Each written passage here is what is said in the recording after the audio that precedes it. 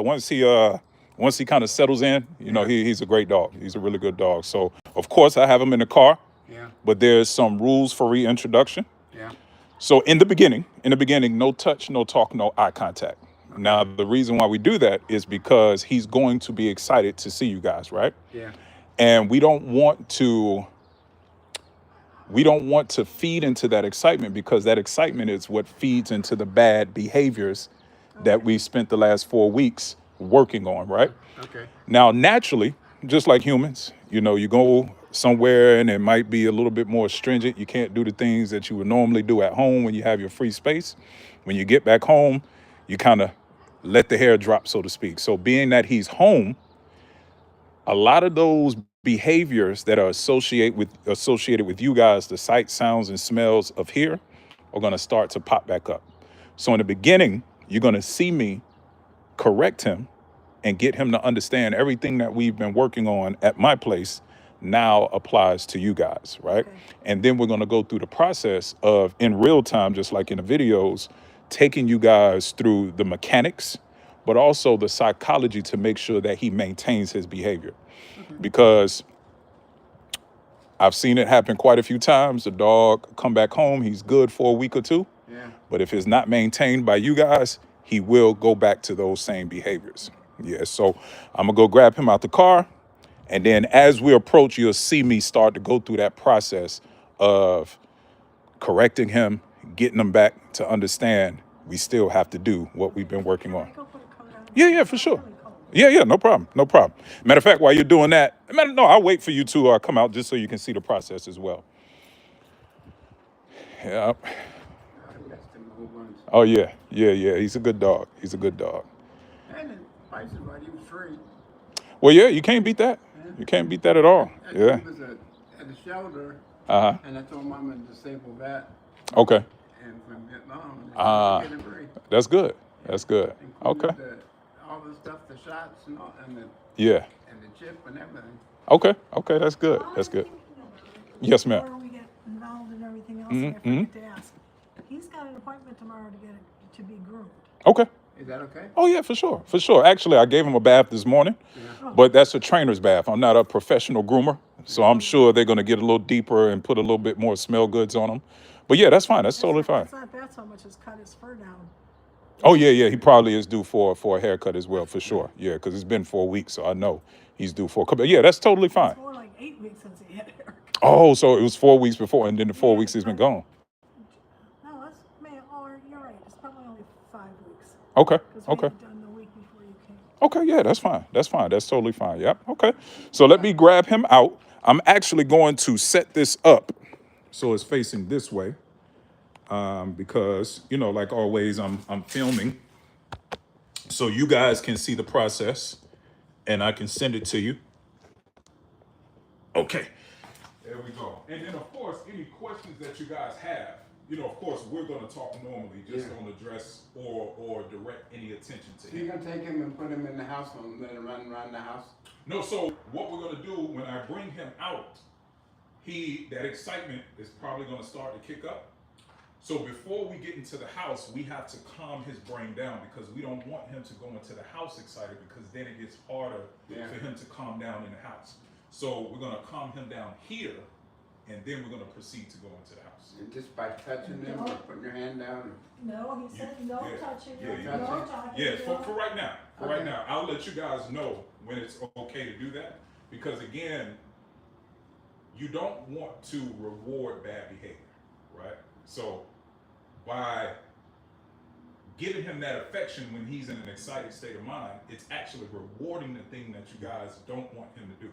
Okay. And I know it's hard because you want to give him the love, but we have to start reversing that psychology. Giving him the affection when he's doing behaviors that you do like, and then correcting him when he's doing behaviors that you don't like. Okay. Yep. So let me get him out the car. I got my hands in the pocket. You got your hands in the pocket too?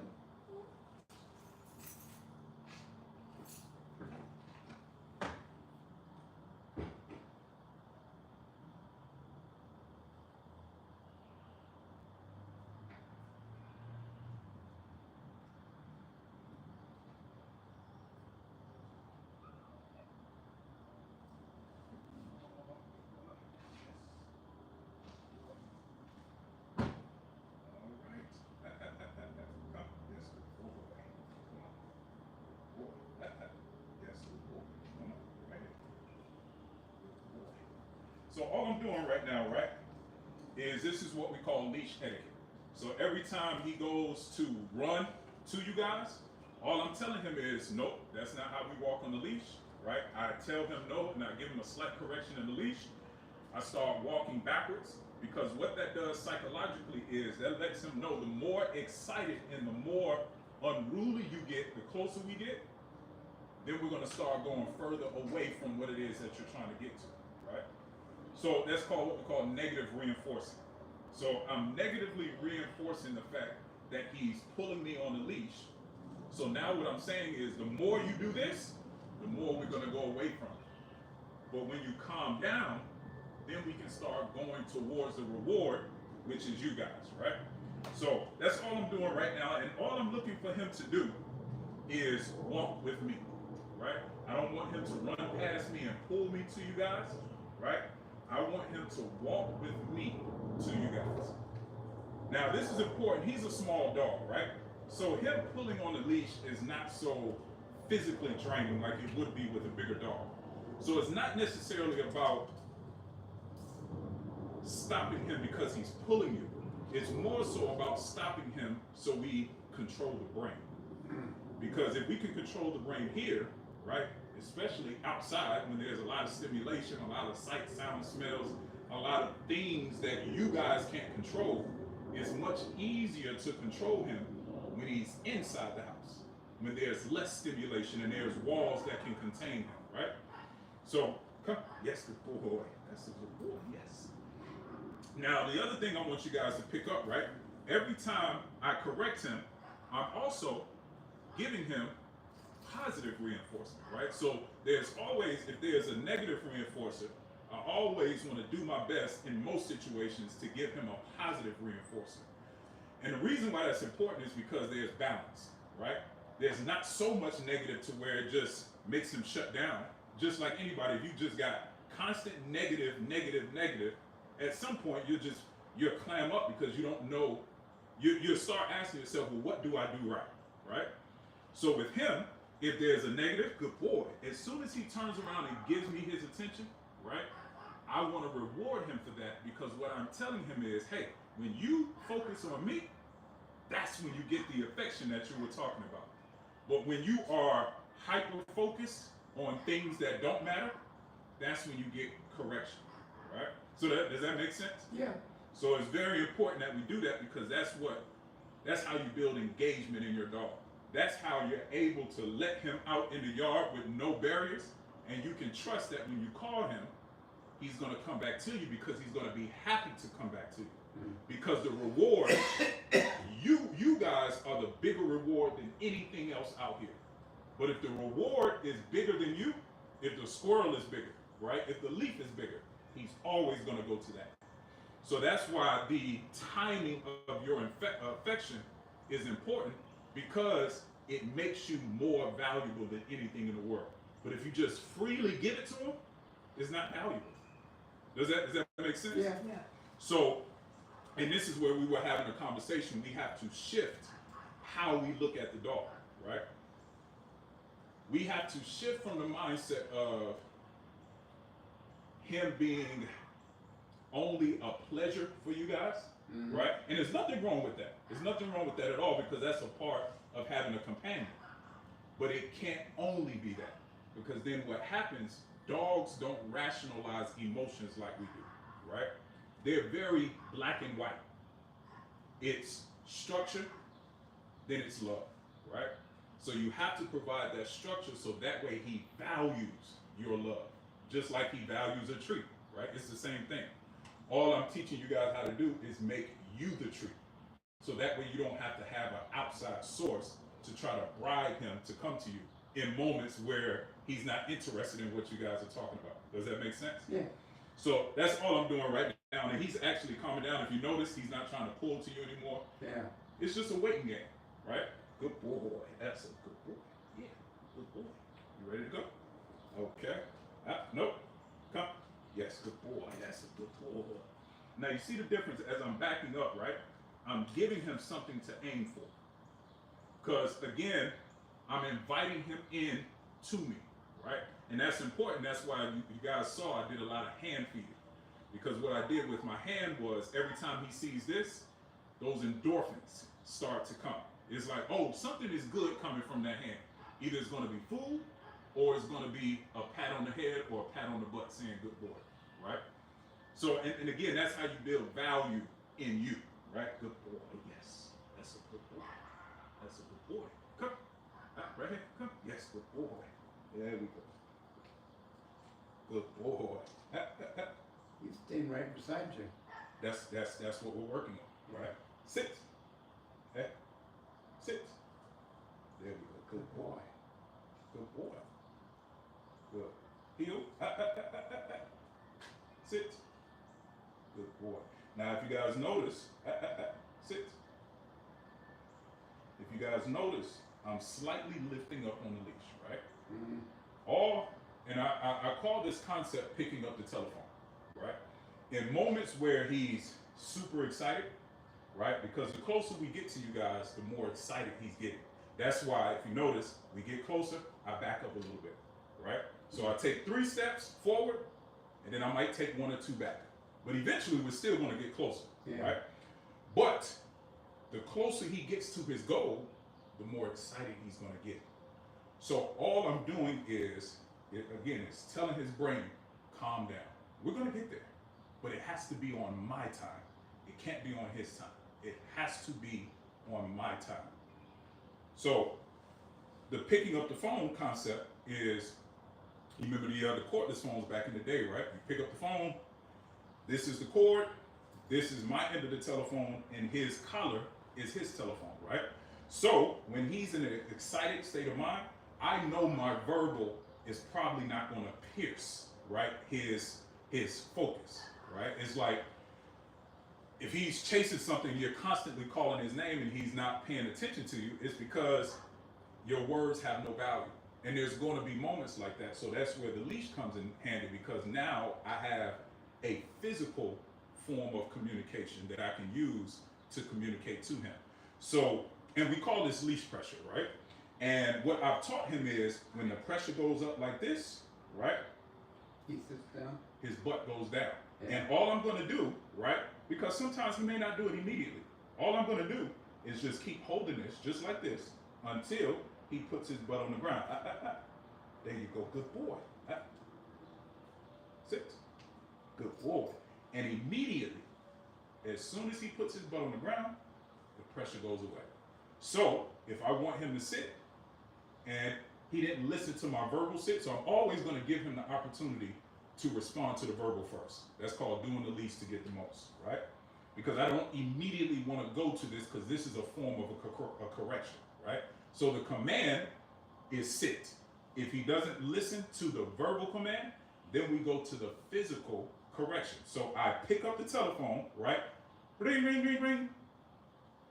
Goes down to his phone. He picks up the phone and says, what do you need? Hey, I need you to sit. This pressure means sit. So until you put your butt on the ground, we got to keep having this conversation. Now, sometimes I may give him a little help, right? There you go. And then I can hang up the phone, right? Yeah. Does that concept make sense? Yeah. Yeah. So as soon as he does the behavior that you're looking for him to do, hang up the phone. And if you need to pick up the phone again, right? You pick up the phone and then hang up the phone, right? So that's that negative and positive reinforcer again, right? The positive is the pressure goes away. The negative is until you sit, you're going to feel this pressure, right? So this will help you guys, because I always recommend that the first 2 weeks, keep the leash on, because that's just going to allow you easier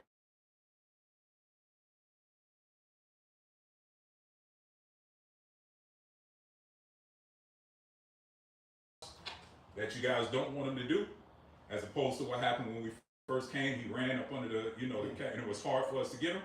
Now you have the leash, and you can just easily have access to him. Even when he goes out in the yard to do his business? I would say yes. I would say yes. Because again, it just gives you easier access in the case that you need to do it. Because there's going to be situations where, again, he's coming back home. Some of those behaviors are going to pop back up. He's going to test you guys, right? because he's not used to you guys having the structure that he's had with me. So he's going to test you guys because he's going to be like, oh, I wonder if they are going to make me do the same things, right? But this leash is going to help you guys just have that quicker access, right? Without this harness on. Without his harness, without his harness, because the harness, Harness doesn't give him enough pressure. it's hard to communicate with the harness, Yeah. right? And if you think about a harness, it's on the strongest part of his body, so it actually entices him to be more rebellious. It entices him to. Dogs have what you call opposition reflex, right? We all actually have it. So if I came to push you over, your natural reaction would be to tense up and go against the pressure because you don't want to fall, right? You're trying to keep your equilibrium. So dogs do it too. So if I push a dog this way, right, typically they're going to push back against me. But because we've been working on it with him, now he understands to go with the pressure as opposed to fight against it, right? But with that harness, it makes it much harder to communicate that pressure because the pressure is coming from here. So they don't know what exactly you're asking them to do, right? But if I pull here, physiology says that eventually that butt has to go, because his butt's so long, he can do this without having to relieve the pressure and put his butt on the ground. Now, the same thing happens with down, right? So a part of me teaching him down was pulling the pressure down to the ground. So now he understands that means go down, right? Normally, when you first start teaching and you apply that pressure down like that, he's pulling against it because he's not understanding what I'm asking him to do. But obviously through training, he eventually learns like, oh, that just means he wants me to go down. Oh, when he pulls up, that just means he wants me to put my butt on the ground. And then eventually they do it faster and faster and faster, right? So that's how we teach that. So yeah, any questions on that? Nope. Okay, okay, all right. So what we can do, because he's doing pretty good, we can actually start going into the house, and then we're going to actually let him go, so he can start doing some of the behaviors, so we can correct it in real time, so you can see how to deal with it when I leave. Right? He's also too reacquainting himself. Say that again. He's reacquainting himself Yes. to different things in the house. Yes. Because they all have a territory mark. Absolutely. In the house, they have certain things that are their territory. Yes, sir. Yes, sir. So once Absolutely. you get her in the house, he's gonna say, "Oh, this is my favorite thing." Yeah. Yeah. Absolutely. And that's what we want. We want to see those behaviors in real time, so we learn how to manage them in real time. Because and I say this to people all the time. And I think I may have told you guys, when dogs come with me, because I set boundaries from the beginning, a lot of times I don't see some of the behaviors that you guys may be struggling with. So the easiest way for me to help you guys is to see what he's doing in his space, and then I can give you a solution in real time. Okay. Yep, so we can make our way in. We'll follow you. I'm going to grab the camera here.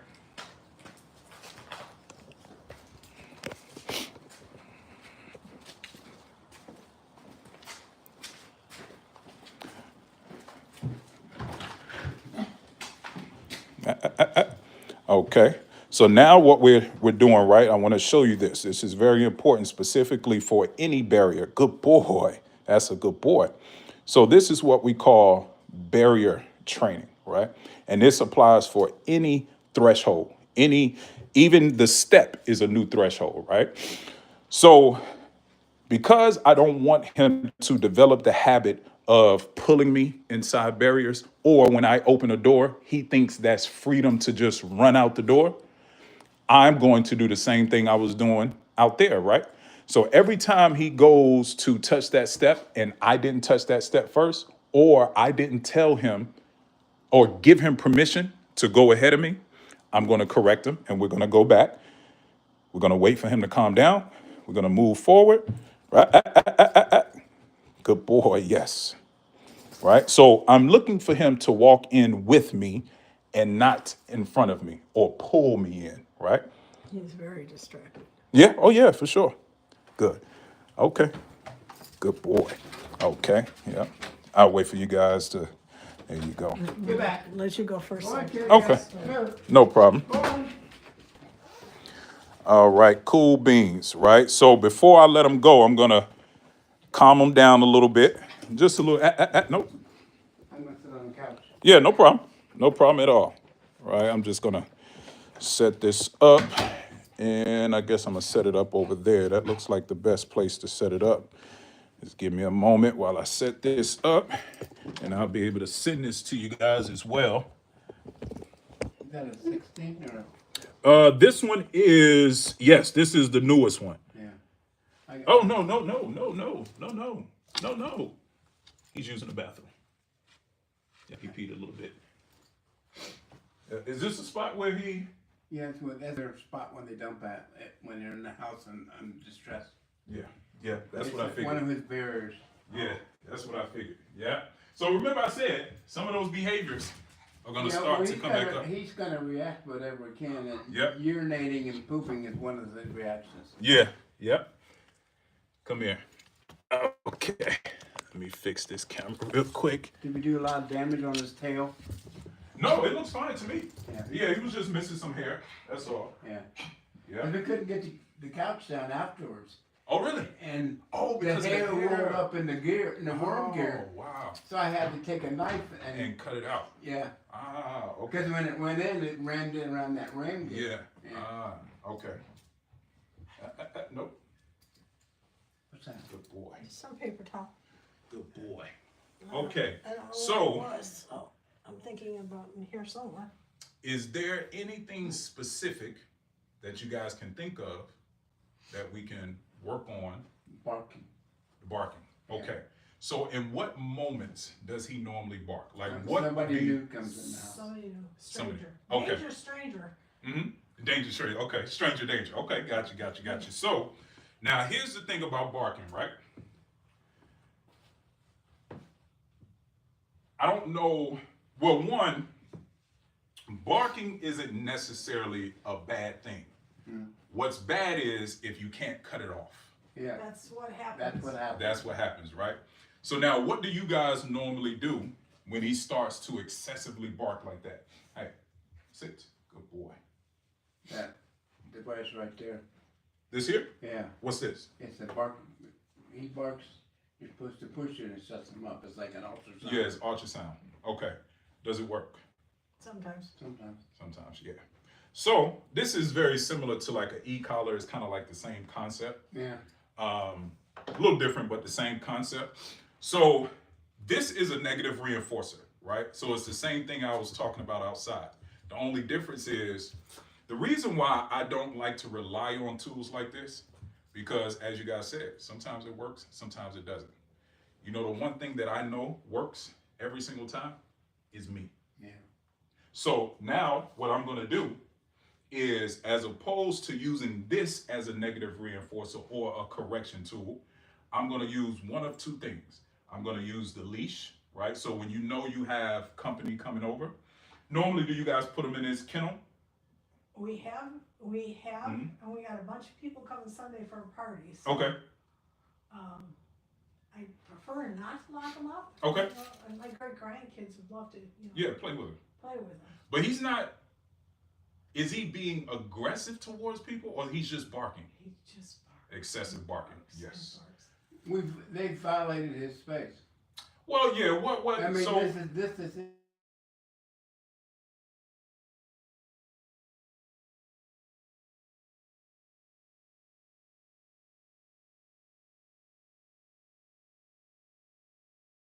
sorry about that. Okay, what was you saying now? This is his area. Yes. Nope. Is he trying to pee? Yeah, no, he's trying to poop. He's So- not- There it he's is. gonna- He just Yeah, did it. yeah, I put him on this just so it's easier, so I I was don't. just gonna say, he probably, after the long ride, needs it. Yeah, and then also, again, like you said, I know you said this is this area where they normally come when they're under stress. Yeah. So this is not abnormal. I've seen this before, but it was a long ride as well. Nope, over here, sir. Nope, he did some over there too. Yeah. All right. She'll get a towel. Yeah, it's all good. It's a part of the process. But now it's actually important that he did this, right? because he's never actually done this with me. Yeah. So this is what I was saying. Sometimes certain behaviors, because it's more psychological Yeah. than it is mechanical. Mechanically, he's actually potty trained. Yeah. He had no accidents the whole time he was with me. Yeah. So this is more psychological than it is Well, mechanical. he's fearful. Yes. And that's how he reacts. Is fear. Yes. It's from fear. And this is why it's important for you guys to change how you cultivate that, right? Yeah. Because how that if you're too empathetic, Yeah. it perpetuates this. Yeah. Because they don't know how to relieve that fear. The stress. Exactly. Their stress. Exactly. Yeah. So he has to learn how to cope, which is a part of the reason why it took so long for him to take to me. Yeah. Because that is who he is by nature. Yeah. That will, it can get better, don't get me wrong, but that is his temperament. He is not the dog that enjoys being around a whole bunch of strange people, and that's just not his temperament. Yeah. So what you have to do is a couple of things to manage it, right? I'm assuming the people that's coming over, he don't know all of those people. No. Okay. So here's what you're gonna have to do is a couple of things you can do.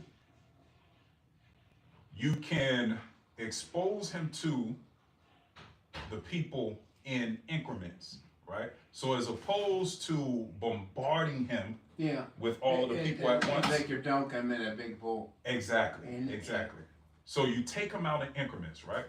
So as each person comes, right, and it's gonna take some work, but this is what's gonna help him learn how to cope with new people coming into the house, right?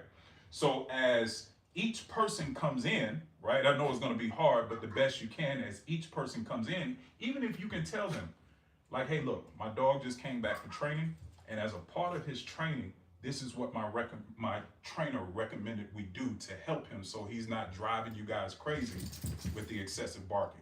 So just call me when you're outside so that way I can get him on the leash, right? And what you're gonna do, as they come in, right, you guys just sit on the couch like you kind of normally would, have the leash on him, and if he starts barking, you just give him a quick nope, right? So now you see what happened, right? Yeah. He looked at me, because what that no represents is, oh, you don't want me to do that. Well, what do you want me to do, right? Then you can do one of multiple things. You can tell him to sit. You can say, hey, come here, right? And the reason why you're telling him to come to you is because once he gives you that, what do you want me to do? You have to follow through with some type of instruction so he doesn't go back to what he was doing, right? Yeah, Because what happens most of the time, you tell a dog no, but you don't give them something else to do to occupy their brain. They go right back to, right? So the follow through is once you tell him to stop this, I want you to come over here and do this, right? So that's how you handle that situation. And then once everybody is here, you still every 30 minutes or so, whatever is convenient for you guys, just take him out on the leash and walk him around the house until you see he's comfortable. Once you see that he's comfortable, then you can drop the leash, right? So, but this is what we was waiting on. So now if you notice, he's not excessively running all over the place because his brain has slowed down, right? And that's the most important thing about training for me. You know, a lot of the time people go to trainers and they're looking for mechanical things. They're looking for sit, down, come, heel, which are all good and helpful. But if you don't understand the psychology of why dogs need that structure, those mechanical things still won't work, because you'll get dogs that will do it, right? Not just yet. He's almost there, but not just yet. You'll get, huh? I know he's looking for it. He's looking for it. So I'm waiting to see, because what I want you to do is if he jumps up on you, I want you to correct him. And the reason why is because he cannot demand your attention. That's where the excessive barking and stuff like that comes, because what happens normally when dogs, specifically smaller dogs, but every dog does it, they start demanding your attention, and what we do, oh, it's okay, come here, right? No, we don't want to encourage that. He must understand that, right? And this is perfect, because this is him demanding your attention, right? Now, it's okay that he's sitting in between your legs, but if he starts excessively licking, Yeah. jumping and on you, he's starting to lick, that's why I pulled back. don't pull back. Yeah. Claim your space. Uh, Because if you give in, guess Yeah. what he's going to do? He's going to push in more, okay. right? And then you're just going to keep drawing back, and he's going to keep. But now what he's doing is he's literally claiming your space. Uh-huh. So what you have to do in situations like that, if you don't want to pet him, tell him no. And when you're ready, hey, come here, let me give you some love, right? So it's no different than how we treat people, right? Yeah. If we got somebody we don't really want to deal with, and they call, yeah, I don't want to talk to you right now. You don't pick up the phone, Yeah. right? It's the same thing. So, and it's okay to do that because dogs have to understand barriers. They have to understand you're in my space right now and I don't like it. It's okay. They don't have to get love and all of that all the time because believe it or not, in the dog world, that's actually imbalanced. They receive structure and discipline first, and then love comes after that. Love and affection comes after that in the dog world. They're very black and white, perfect. This is where you correct them, right? So you take that leash, I'll show you real quick, and you say, nope, and that's it. Now, it's not that it's bad that he's on the couch. It's bad because you guys didn't invite him on the couch. He made the decision to get on the couch. Yeah. But that behavior, if I was walking in the door, guess what he would have did? He would have came right here to the arm, right? So this is how you stop those behaviors. You don't allow him to claim things that don't belong to him. And I noticed when you pulled him back, Mhm. he immediately went to your feet. Yeah, Yeah. yeah, because he's literally saying, okay, you don't want me to do that. Well, what do you want me to do? Yeah. Right? And that's the communication that we're looking to get from the dog. Yeah. They have to look for you for instruction, right? And the example that I always give is if you've ever looked at like National Geographic, right? One of my favorite, I don't know, well, I know why, but this is, no, I was just about to tell me no. So you take that leash, No. you just kind of pop it. No. There you go. Good. Okay. One of my favorite, or one of the most influential things that I saw growing up looking at that show was wolves hunting in the snow. And if you ever get a chance, you could probably pull it up on YouTube. When you look at a pack of wolves hunt, if there's 15 wolves, you would probably think it's only 2, maybe 3. Because they're they're in the pack. They're in the pack. This guy knows where this one is over Yes. there and this one's over here. Absolutely. They know where all the other wolves are Absolutely. and what their job is. Absolutely. Yeah, one is the takedown dog, Mm-hmm. and one's the kill dog. Yes. Yeah, and Yes. one is One is the decoy. yeah, One is the herder. yeah, They all have a job. yeah. But until they get to the pack, you don't. If you're just looking at the tracks, Yeah, you don't know how many wolves it is. because And- they walk they walk in It's uniform. Yeah, Correct them again. No. Good. Now, what I want you guys to be aware of now is correcting him before he gets on the couch. So as he's going to jump on that couch, you just block it. Right? Good. that's his bed. Yeah, that's fine. That's fine. So does that make sense though? Yeah. And- That's not only Mhm. his bed, that's his refuge. Yeah, for sure. I Yeah. mean, yeah, that's he gets scared or he doesn't know that's his place to hide out. Now I'm glad you said that. Going forward, when he has moments where he's scared, he's no longer allowed to run away and hide. He has to deal with it. He has to confront it and understand that it's not going to hurt him, right? Uh-huh. Because if you allow him to continue to run and hide, it's going to exacerbate that behavior that we're looking to get rid of. Yeah. So that's why having a leash is so important, because you may not catch him every time he runs into the kennel, but you see that he's running in the kennel, he's doing it out of anxiety. Nope, come on out. Come sit with me. We got to deal with it. Whatever it is. It could be a person, it could be something on the TV, whatever it is. Let's sit here and sit in it Yeah, and understand that, hey man, this person not going to hurt you. He's okay. And you'll notice over time he will adjust faster, faster, and faster. So yeah, yeah. But yeah, so that I was talking about how the wolves walk in uniformity. That's the structured walk. Yeah. Right. If you notice, they don't have harnesses or leashes on them, so everybody stays in uniform. It's in the brain. It's psychological, right? And that's what we have to deal with the dog. The mechanics are easy. Once you get the brain, everything else is easy. You have to get the brain first, but you have to get the brain in a balanced, calm state of mind. He's right? back in his cage. Yeah, it's okay. It's okay. He's chilling out. Come here. Come. Yes, good boy. That's a good boy. Yeah, that's a good boy. So yeah. Any questions? No, I don't think so. Okay. I'm trying to think, is there anything specific that is there anything else specific that you guys can think of while I'm here that you will want to address? The barking was the big thing. That was the biggest thing. And we even had a handyman come in and he tried everything to get in touch with them. Yeah. And it didn't work. Yeah, with him, because if you know, it took him like 2 weeks.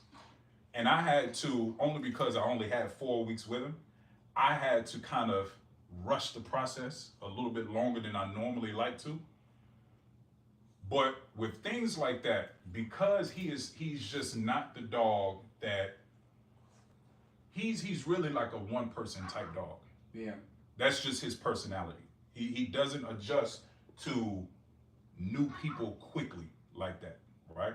So what you have to do in that situation, as opposed to the handyman trying to impose his will, Yeah. just allow him to be okay with the handyman being in the space and not necessarily being his friend. What will happen over time, and obviously that's going to depend on how often the handyman comes over, but what will happen over time, he will accept him as someone that's a part of the circle. Yeah. But you have to allow him to make that decision when he's ready. I hear the other one. I don't know what kind of craziness that's going to bring into the picture. Oh, well, let's bring her in and see. Yeah, you can grab the leash just so, yeah. Take his leash. Yeah. Matter of fact, before you do that, can I use your restroom? real Yeah, quick? go. Straight down that way. Okay. Right across the hall. This is Stop. it? Yep. Sit. Thank you.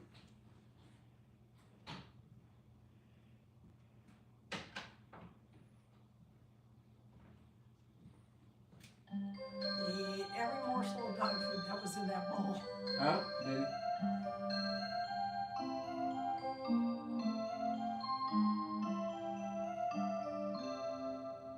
Maggie, okay?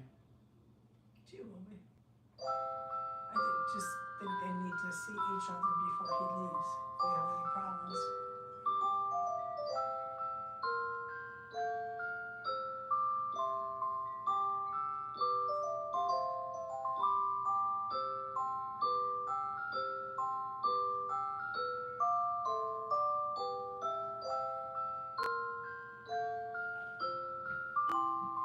Good boy. Good chance. Good chance. Okay. Yes, ma'am. All right. So yes, let's bring her in. Matter of fact, I'm just gonna set this up here if you guys don't mind, just to get a better view. Surprise for ya. Sit. Where is he? Okay. Good. Okay.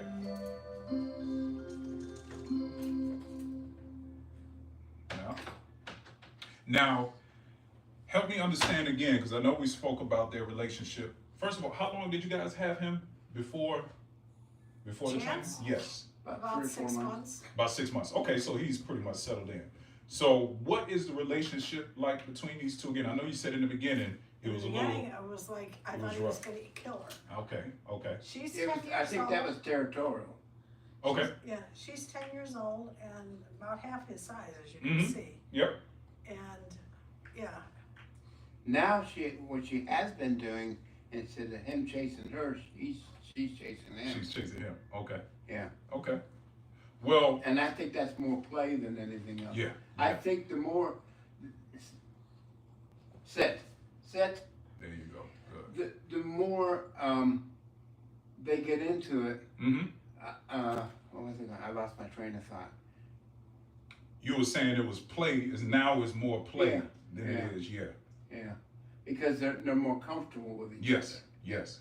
And she gets upset because he outweighs her, Okay. and she's afraid that he'll hurt her. Okay. They have bitten, but there's been no blood drawn. Okay. But I think that's her lips. I think the play, I think he gets into it and he thinks he's playing, Okay. and they don't know how to stop it, and Okay. and then it gets it goes up to another level. It escalates to another level. Yeah. Yeah. Yeah. So the way and this is where you have to use your discernment in as well. And this is the hard thing about dog training is discernment, right? Yeah. When to step in and how much you need to step in. Because there's a level of allowing them to be dogs, right? Yeah. And this is a big part of my training. A big part of my training is allowing dogs to be dogs with other dogs. Yeah. Allowing them to be how they normally would if humans would not intervene. Yeah. But obviously there's certain points where I have to step in as the pack leader to maintain balance, right? To where when it does get out of hand, I come in and correct the dog that's causing the imbalance or the chaos, right? Stay. Right? So, okay, so now let's talk about that, right? One, I don't necessarily use the word stay. It's not a bad thing. It's just for me, I try to simplify everything for the dog as much as I possibly can, right? So when I tell a dog to sit, the stay is implied in that sit, right? So when I say sit, if you get up, you're gonna get corrected. Nope, sit back down, right? So it's an implied stay. And then also, you want to be aware of your energy when you're communicating with the dog, right? So if you notice how you said stay, you were begging him to do something. When you give a command, it's exactly that. Sit. I'm not going to beg you. I'm not going to say sit, right? It's sit, right? Sit right down, yeah. But it's the inflection in the voice. Yeah. Because remember, dogs don't understand words, right? So when we use different tonalities, we can take one word and make it mean something 3 different ways just by how we say it. It's the same word. Yeah. But for the dog, and also nonverbal communication. yes, but that's more important for them. Yeah. We use the words because we only associate mechanical behaviors to the words, right? That allows us to communicate with the dog how we communicate with humans. So the one thing I tell people all the time is, in order to communicate effectively with a dog, you have to become the dog first so the dog can become you, which means I have to dumb myself down to how the dog thinks in order to help the dog understand what I think. All too often, we forget that we are the superior being, and we just think that dogs just supposed to understand us, but we don't understand the dog. He's Baptist. Yeah. Hey, Chance, come, good boy. I don't know that he wasn't trying to pee again. Oh, yeah. That's what I was trying to see, and I couldn't. Yeah. I was watching in the mirror. Oh, yeah, I didn't even notice that was there. So, yeah, so does that make sense, though? Chance? Yes, good boy. That's a good boy. Good boy. Now, that time, if you notice, he jumped on me, right? And I didn't correct him. Yeah. You guys know why I didn't correct him? Because he came to me. Yeah. Because I asked him to come to me. He was excited to come to me. So I didn't want to correct him in that moment because I asked him, I invited him into my space. As opposed to if I didn't ask him to come to me and he just ran up on me and jumped on me, then he would have got a correction, right? So that's where that's where the discernment comes in. Sometimes I will accept an unfavorable behavior because he did the behavior that I wanted him to do initially, which was when I called his name, he responded, he came to me, he was excited to come to me. So then I didn't want to cut his excitement by saying no, right?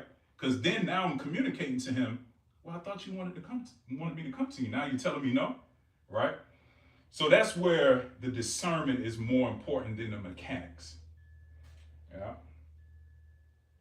But yeah, I mean, as you can see, uh, I didn't know what mm-hmm, was gonna happen when mm-hmm, they got together again, yeah, because she's been acting out, kind of doing weird things since really, the since he's left. well, like, she gets up and walks the house during the night, which Okay. she used to come to bed, lay in bed, never Yeah. got up. Yeah, it's because he wasn't here. Yeah. Yeah. Yeah, it's because he And wasn't And here. she'll get out of bed and get into bed, out of bed, and Yeah. in bed, yeah. She's Yeah. like a yo-yo.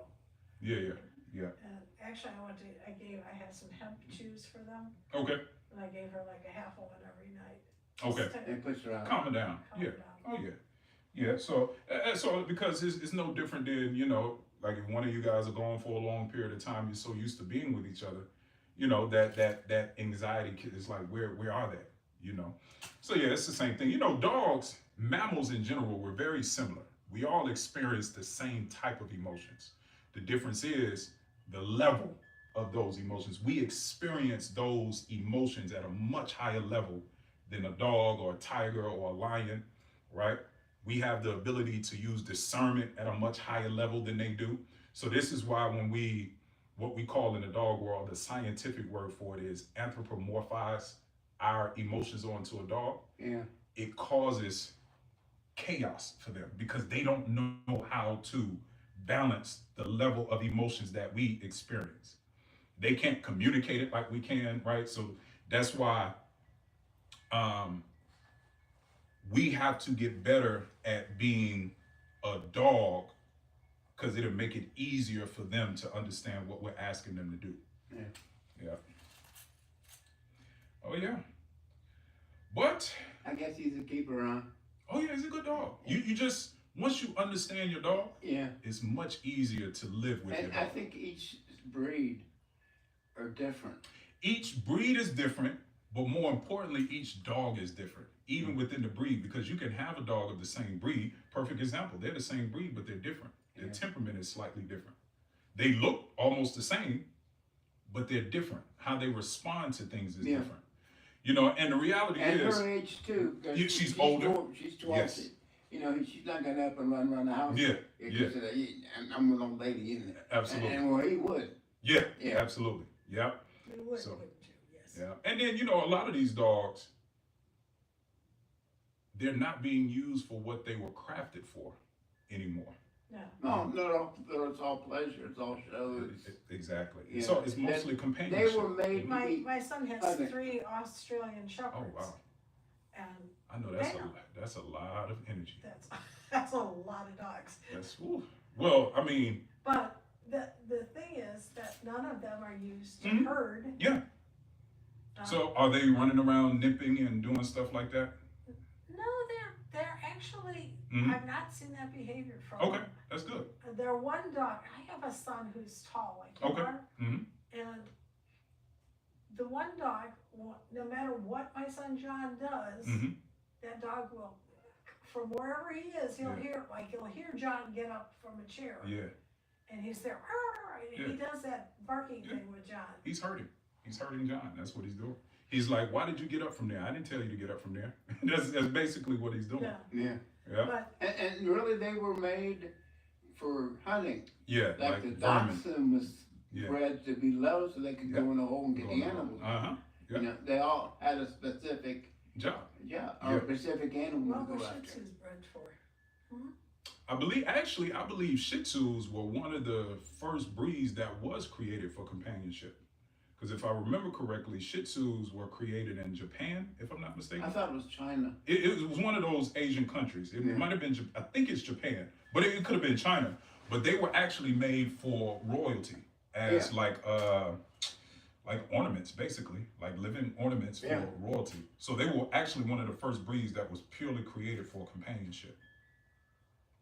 Yeah. And they're doing so much with the manipulating genes to come up with. I mean, you go to now, you can say, "I want a Shih Tzu that's purple," Yeah. and they can put it in there. It'll come out purple because they Yeah. manipulate the genes. Yeah. Oh yeah. Yeah. They're crossbreeding a lot of dogs. They're actually using Shih Tzus to crossbreed into poodles and to many other dogs. And the reason why they use the Shih Tzu is because they are a companion breed, and a lot of people like the little dogs for companions, but also because of the fur. Yeah. You know, they don't shed that Yeah. much, so that's very popular. You know, for obviously for households where you ain't Yeah. got to deal with all that It's hair. like my son's got Bengal cat, Mm. and Bengal cats don't shed, and Oh, really? they don't have dander. And it's what people say, I'm allergic to cats. Yeah, yeah. No, you're allergic to dander, dander. on the cat. Right. Okay. I didn't know Yeah. that about Bengal cats, And, which kind of makes sense because they're more closer to wild cats, yeah, so they well, don't they're have all actually that. they're still in the process of breeding them enough that they're still breeding them Uh-huh. with wild Okay. versus all domesticated. Wow. Yeah. Okay. But yeah, Absolutely. But He this. eats pretty good. Oh yeah, for sure. Yeah. He'll eat all day if you give it to him. well, Yeah. we put so much dog food in their bowl normally at the beginning of the day. Mhm. That's what they get. That's what they get. Okay. Yeah. And then the water, and then. However, sometimes somebody eats all the dog food and Mhm. his sister gets nothing. Gets nothing. Yeah. No names mentioned. Yeah. Yeah. That's one thing you got to be careful with. You know, with the smaller dogs and even the Shih Tzus, because they are notorious for being excessive eaters. Yeah. And you don't want him to get overweight because then that will compromise his his physical structure. Well, Yeah. but his physical structure, can cause knee problems, hip problems, and all that stuff. We used to give them like 2 cups, between the two of them, they would get 3 cups of dog food a day, and it's like, no. Yeah. They don't get that much anymore. Yeah, they don't really need that much. Depending on the caloric density of the food. Honestly, I would say he probably only needs about, at the most, 1,000 calories a day, if that much. No. If that much, he could really actually probably do really well on about 800. Yeah, because he's a smaller dog. So, yeah. He gets outside and finds some squirrels, he'll burn up. Burn up a little bit more, yeah. And I noticed when we first got him, Mm-hmm. and we were switching his name. His original name was Abe. Okay. So we changed it to Chance. So there was like a transition time between those two because he had it on his name. Yep. They said they found him running the streets down around St. Louis. Oh, wow. And when they brought him in, he was all matted and long. His fur was long and matted and stuff. And he had the worst haircut I've ever seen on a Shih Tzu. Oh, yeah. Yeah. And so what they do, they have a computer program, and it just, you put in black and white Shih Tzu and it'll come up with the name. And that's where they come up with the name. Okay. And we changed it. He was only at that shelter less than 2 weeks. Okay. So, They shipped him down to. So he didn't have a chance to really learn Abe. Yeah. We don't know what his name was prior Before to then. that. Yeah. Oh, yeah.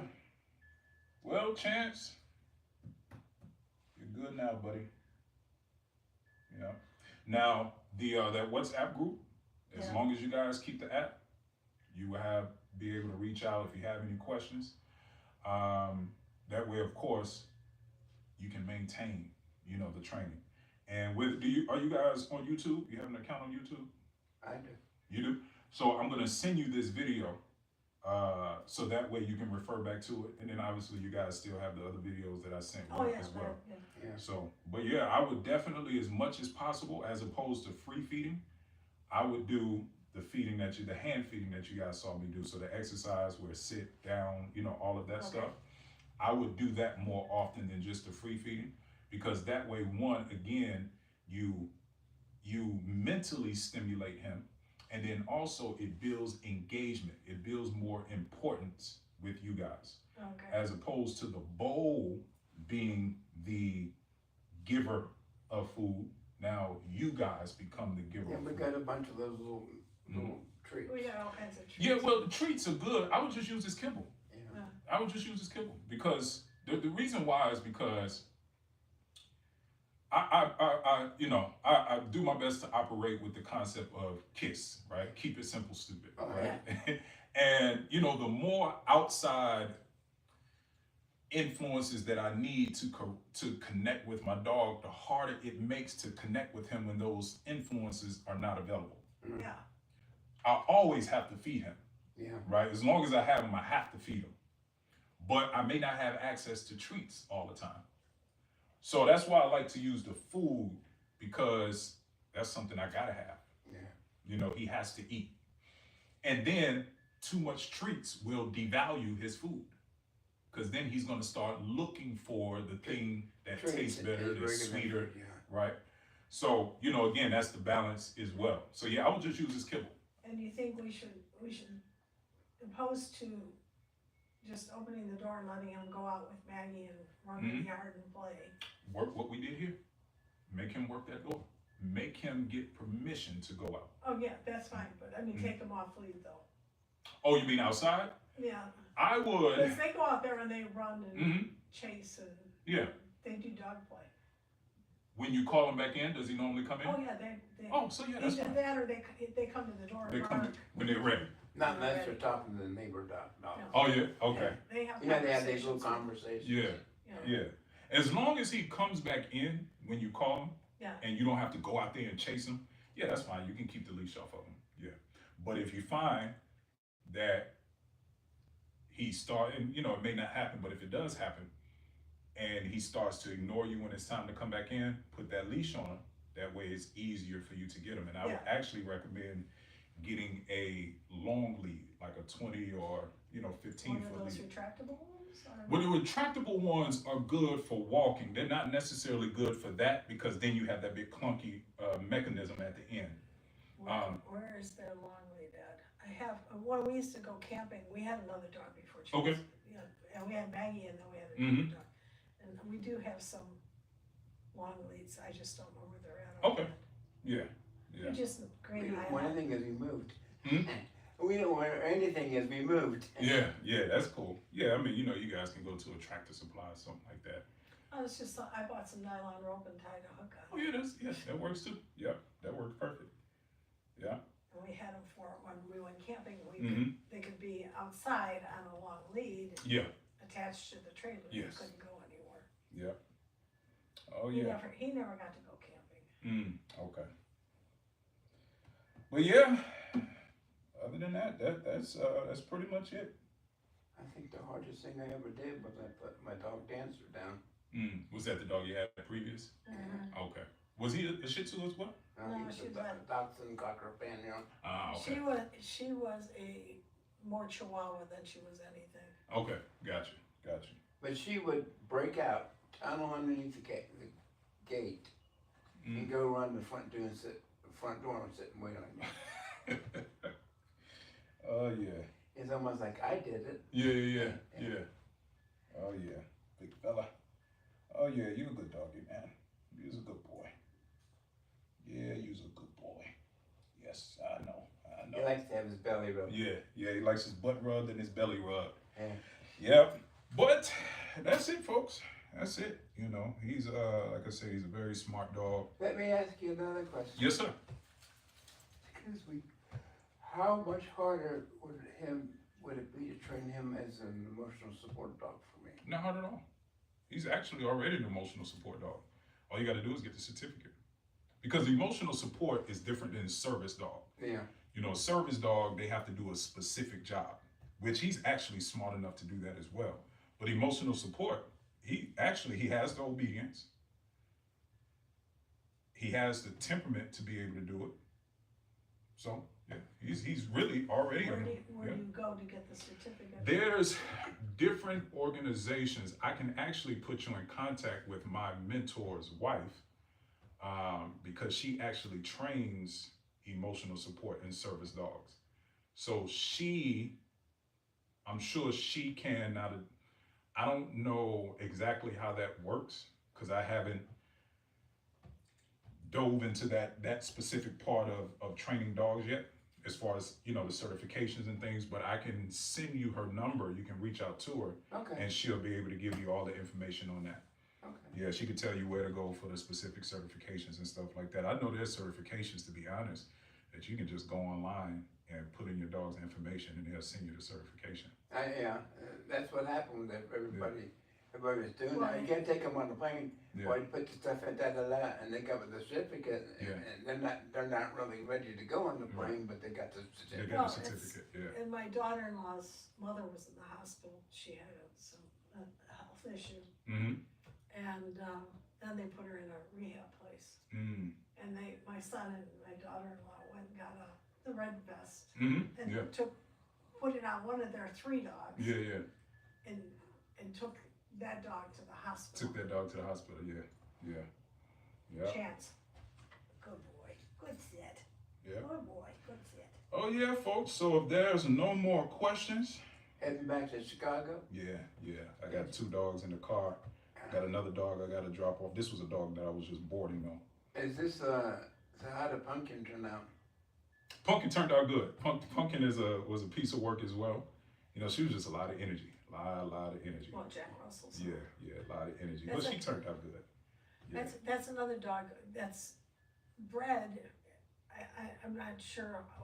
Hunting what, but I'm not. Normally vermin, rats, They've got the cones. energy and they're not used. Yeah. And that was her issue. She was high strung, but that's because that's what they're bred to be. They're bred to be high energy dogs. So, you know. I would like to find some place where I could take him Mm-hmm. to learn the agility, because I think he'd be good at agility. He actually would. He has the athleticism to do it. What you would have to see if he has the drive. Now, he has the food drive, which you can always use that to easily train a dog. Yeah. So that actually would probably be a good outlet for him. You know, he would actually look pretty cool as one of the dogs that, I forget what they call it, but when they jump over the hurdles and hit the board and take the ball out and run back, it's almost like... Well, that's a different style of agility. Mm-hmm. I was thinking like weaving through the tunnels. I see a difference in him. I mean, because he sits at your feet. Yeah. It's not jumping up. It's not barking. It's almost like, tell me something to do. Yeah. That's the engagement. You know, that's that. Yeah. That's really when you develop a connection with a dog. They're willing to work for you more. You know, especially when you establish yourself as someone that they're comfortable following. Because dogs are, by nature, they are followers. They are pack animals. So that's why it's so important. That's why I talk so much about psychology of a dog and not necessarily obedience, right? Obedience comes when you understand how to lead a dog. Yeah. You know. Yeah. Oh, yeah. So I need to get his stuff out of the car? Yes, I'll go grab his stuff. And yeah. Come here. I'll be right I back. come here. Come. Sit. Good boy. Chance. No. Come. Chance, come. Sit. That's a good boy. You just sit. You don't.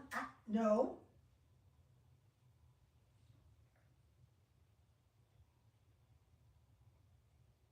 Here comes the cat. No, he's looking for Brandon. Has Brandon got you spoiled? And the cat says, that's almost time to eat supper. Look at the cat, he's got his back up. You just sit. Maggie? She's hiding. I think he's lost the color right in there. The white with the black. It'll grow back. Yeah. Oh, the puppy can smooth it out with a haircut tomorrow.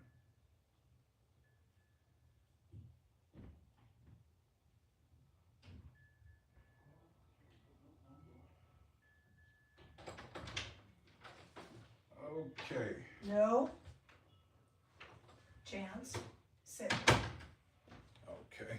There you go. So, as a matter of fact, I'll just set that on top of here. And yeah, that's it, folks. That'll do it. So, any final questions? No? We put him in bed about 10 o'clock. We say Chance bed, and he goes in the cage. Yeah. And then about 6 he starts barking. Okay. Yeah. To come out. Yeah. Okay. Yeah. So yeah, now you guys just, reacquaint him with your routine, Yeah. but just make sure you maintain the structure. Yeah. Right? Yeah. What? All right, folks, I'm gonna hit the road. Alrighty. Don't forget your camera. Yeah. Don't hesitate to reach out. If any questions pop up in the meantime, just shoot me a message in the WhatsApp group, Yeah. and we'll make sure this guy stays on track. We are not chewing up our leash. It's not on the Yeah. list of edibles. Oh yeah. Come here, fella. Come on. I'll see you later, man. It was good working with you. Yeah, I know. Good working with you, man. You was a good student. Yeah, I know. Does he get a certificate? Actually, yeah. So they're gonna send you a certificate. I have to do my final report, Yeah. and Dogwise will send you a certificate Yeah, saying that he completed. I told everybody. I said he went to doggy boot camp. Doggy boot camp. He's Yeah. gonna come back and bark orders at me. Yeah. Oh yeah. Yep. So, all right, guys. I'm gonna hit the road. I gotta drop this other dog off. It's a pleasure. Nice working with you. Absolutely, no Thank problem. you. Yeah, no problem at all. No problem at all. No. Let me see here. How do No. I? There we go. Good. Good boy. All right, folks. I will be talking to you guys soon. Bye. All right.